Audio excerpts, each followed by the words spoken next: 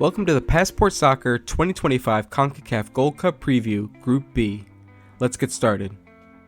Canada entered their 20th Gold Cup looking to win the continental competition for a third time, as they lifted the trophy in 1985 as well as in 2000, making them the only nation outside of Mexico and the United States to win the competition since it became the Gold Cup in 1991. The northernmost nation competing at the Gold Cup, Canada has a population of 41.6 million, and its capital is Ottawa. After an incredible summer of 2024 where Canada reached new heights, making the semi-finals of the Copa America, there were very high expectations heading into the Nations League finals this past March. The thought was Canada had a real chance of securing silverware for the first time in over 20 years.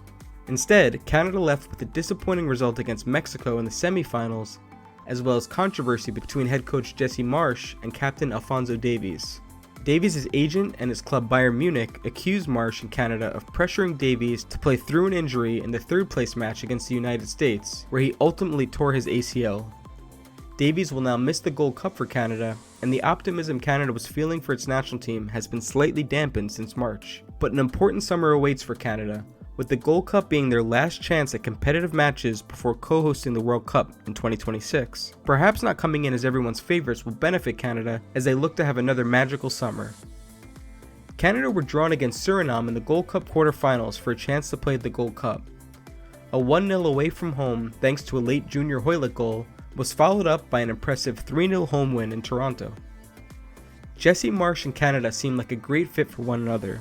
The American came in and found immediate success, helping Canada reach the semi-finals of the Copa America. Marsch will look to rebound from a disappointing Nations League finals, but will have to be in the stands for Canada's first two group matches through suspension. Injuries will mean Jesse Marsch will need to do some slight tinkering in the Canada starting 11. Dane St. Clair is likely to continue as the number 1 for Canada. The back four is missing key regulars Alphonso Davies and Moise Bombito, so chances for Richie Larea and Joel Waterman to stake their claim. Ismael Kone and Steven Eustachio form an impressive duo in midfield, while Jonathan David has been preferred in a deeper role than what we normally see for his club side Lille. Veteran Kyle Larin is expected to start up top. Canada will open their Gold Cup campaign at home in Vancouver against Honduras, before traveling to the US to play Curacao and El Salvador in Texas. Honduras are entering their 23rd Gold Cup and will be looking to equal their best ever result when they were crowned champions in 1981 when Honduras hosted the CONCACAF Championship. The Central American nation has a population of 9.6 million and the national team is known as Los Catrachos.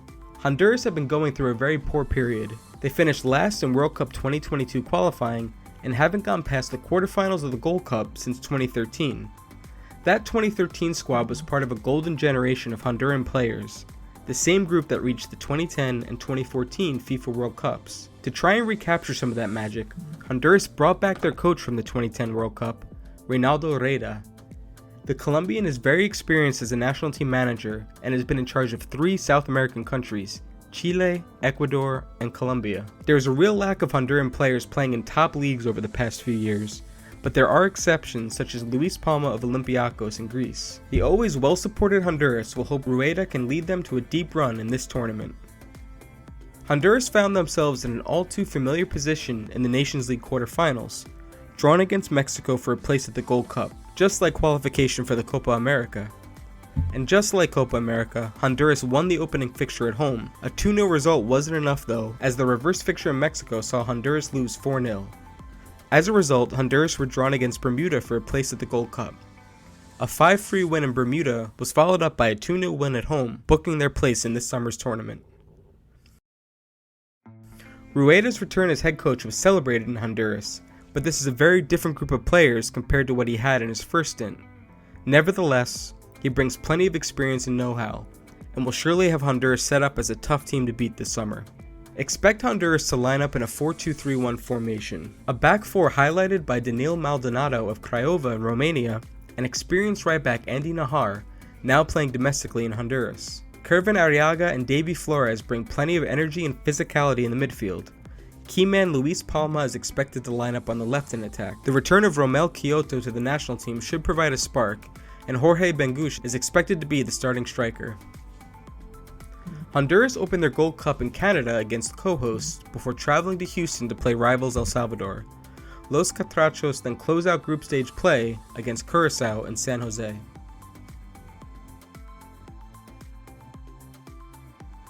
El Salvador will be playing in their 20th Gold Cup and have never won the competition, coming closest in 1963 and 1981 when they reached the finals. The Central American nation has a population of 6.1 million, and its capital and largest city is San Salvador. The national team is referred to as La Selecta, or the national team. The appointment of Hernan Dario Gomez was met with excitement in El Salvador, as the national team has been struggling in recent years, specifically at the start of 2026 World Cup qualifying. The Gold Cup will be a good chance for Gomez to get a sense of his squad. Similarly to group rivals Honduras, there aren't many Salvadoran players playing in top leagues. The majority of the current El Salvador squad ply their trade in the Salvadoran domestic league. It will take a monumental effort for El Salvador to make a deep run in this Gold Cup, and success could be getting out of a difficult group. Expect plenty of support for La Selecta, and they will need it to push them on to try and get positive results. El Salvador qualified for the Gold Cup via the Nations League, winning their League B group 2 points ahead of St. Vincent and the Grenadines. Hernan Dario Gomez took charge of El Salvador in February of this year. This is incredibly Gomez's 6th national team job, having led Colombia, Ecuador, Guatemala, Panama, and Honduras.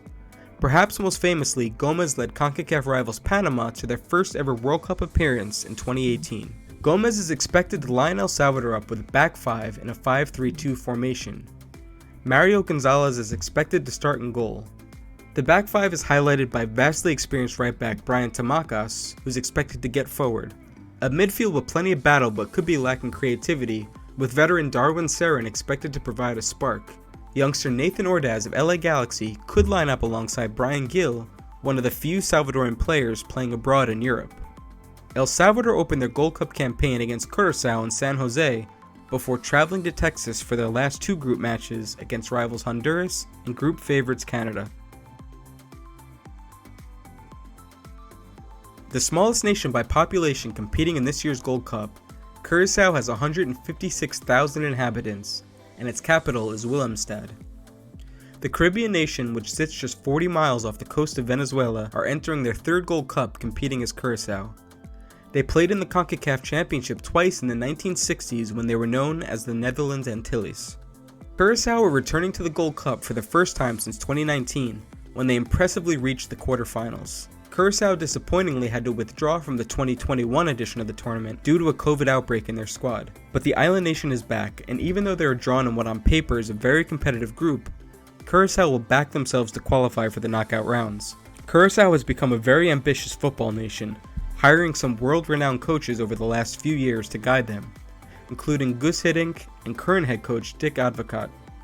The heavy Dutch connection to the island means the bulk of the Curacao squad were born in the Netherlands but were able to represent Curacao through their family heritage. Curacao reached the Gold Cup through the Nations League, topping a group which included St. Lucia, Grenada, and St. Martin. 77-year-old Dutchman Dick Advocaat is motivated to help Curacao reach their first ever World Cup in 2026 and has his eyes set on besting their 2019 quarterfinal appearance in the Gold Cup. Incredibly, Curacao is the 8th national team Advocaat is taking charge of. Expect Curacao to line up in a 4-2-3-1 formation. Experienced Eloy Room is expected to start in goal. 3 of the back 4 play in the Netherlands, with right back Joshua Brennett playing in Qatar. The Bacuna brothers, Leandro and Juninho, will be key if Curacao were to succeed this summer. Wingers Kenji Gori and Joe Margarita will be looking to find target man Jenga up top. A massive opening match for Curacao against El Salvador and San Jose is followed up by a trip to Houston to take on Canada, before returning to San Jose to close out group play against Honduras. Thanks for watching. Let me know which 2 nations you think will advance to the knockout rounds from Group B.